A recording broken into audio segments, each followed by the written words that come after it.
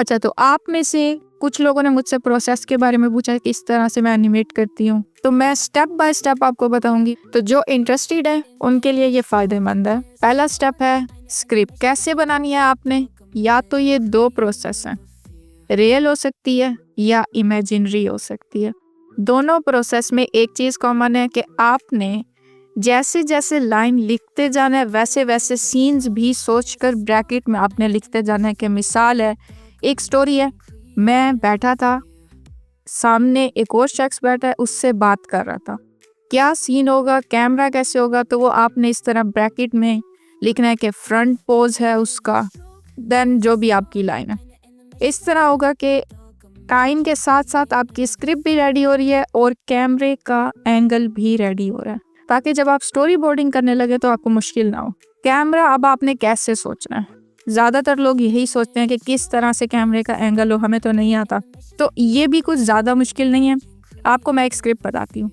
आप किसी के साथ बात कर रहे हैं, ठीक है, दो बंदे हैं, एक ये आप, सेकंड पर्सन, आप दोनों एक दूसरे के साथ बात कर रहे हैं। इसके अंदर दो सिचुएशन हो सकती हैं। एक होता है कि आप फ्रंट पोज है, उन्हीं को देख रहे हैं, उनका फेस क्लोजअप है।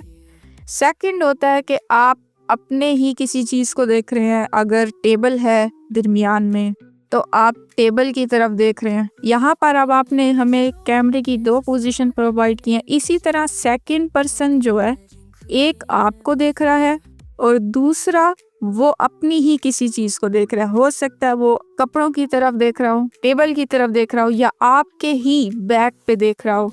ये कोई भी सिचुएशन हो सकती है। टोटल मिलाकर हमें 4 कैमरा शॉट्स मिलते हैं। अगर अब आप कह रहे हैं नहीं मुझे स्टोरी में कुछ ज़्यादा चाहिए एंगल्स, अब आपने थर्ड पर्सन के हिसाब से सोचना है कि अगर थर्ड पर्सन एंटर होता है इसी रूम में तो वो किस तरह से आपको देखेगा, क्या एंगल होगा आप लोगों का। अगर आप बैठे हुए हैं तो क्या पर्सपेक्टिव है, अगर आप खड़े हुए हैं और ये जब एंटर होते हैं थर्ड पर्सन तो वो जब आपको देखते हैं तो यकीनन आपका साइड पोज हो सकता है या फिर आप ओवरलैप कर सकते हैं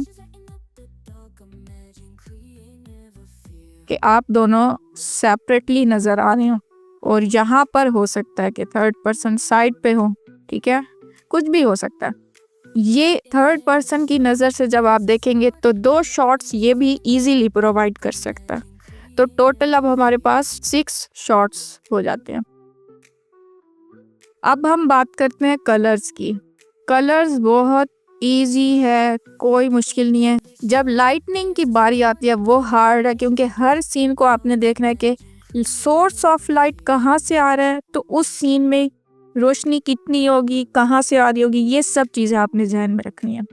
फोर्थ है कि आपने जितने भी सीन्स बना लिए हैं उन सब की कंपोजिटिंग होगी। अब कोई भी आप सॉफ्टवेयर यूज़ कर सकते हैं, लाजमी नहीं है। मैं अपनी बात करूं तो मैं प्रीमियर में करती हूँ, और बाज़ औक़ात जो मेरी ग्राफिकल मोशन होती है वो मैं कैनवा में करती हूँ।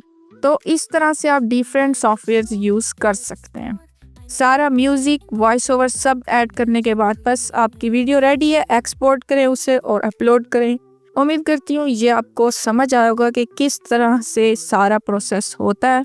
और मुझे पता है लास्ट में एक आध ही जाके बचेंगे, तो जो मेरी वॉइस सुन रहे हैं वो मुझे कमेंट में बताएं कि क्या आपको ये प्रोसेस सही लगा है और ऐसी कौन सी चीज़ है जो आपको समझ नहीं आई, ताकि मैं आपको बता सकूं। बाकी जहाँ तक मेरी एनिमेशन वीडियो की बात है तो इंशाल्लाह जल्द आने वाली है वो। मिलते हैं फिर। अल्लाह हाफिज़।